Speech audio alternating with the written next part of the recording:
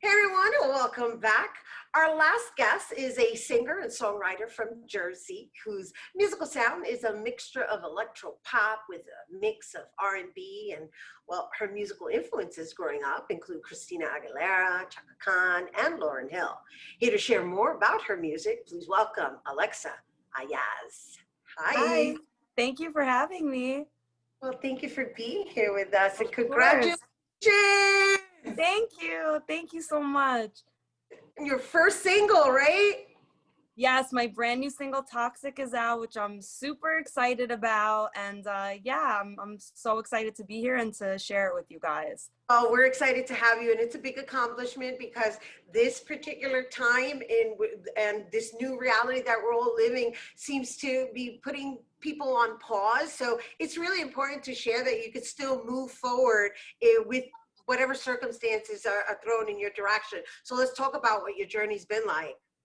It's been honestly, a lot of people probably don't know this about me, but I've been doing music for the last 7 years, and it's definitely it's a hard industry and it's hard to get yourself known as an artist. So I'm finally happy that I'm at a place in my career where I'm doing the music that I love. I have such like a cool fan base, people who can like relate to my music, which is awesome. So yeah, it's been a process, but now I'm finally happy. Like I said, I'm releasing music that I love, which is super important to me. So I'm just excited to see what else is in store for me.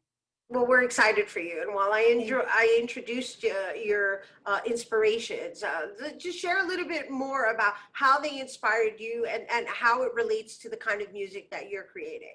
Yeah, so I definitely, like you said, I grew up listening to Christina Aguilera, Shaka Khan, Lauryn Hill, and it's actually funny. I always say this story. I actually met Shaka Khan at the Grammys last year, and she was so sweet. And I literally told her, I was like, "You inspired me so much to do music," which she did. I just grew up listening to all these artists. My mom always had them playing in my house growing up, and especially someone like them who have such strong and powerful voices, I feel like I could relate to them so much. And I would love to hopefully too in the future maybe do a song with them. So so we'll see. But yeah, they definitely She's like, inspired me just a putting lot. it out there, you know, you Just throw putting it up. out there. Yes, I would love that. But yeah, they definitely inspired me and made me realize that I truly want to do music as my career.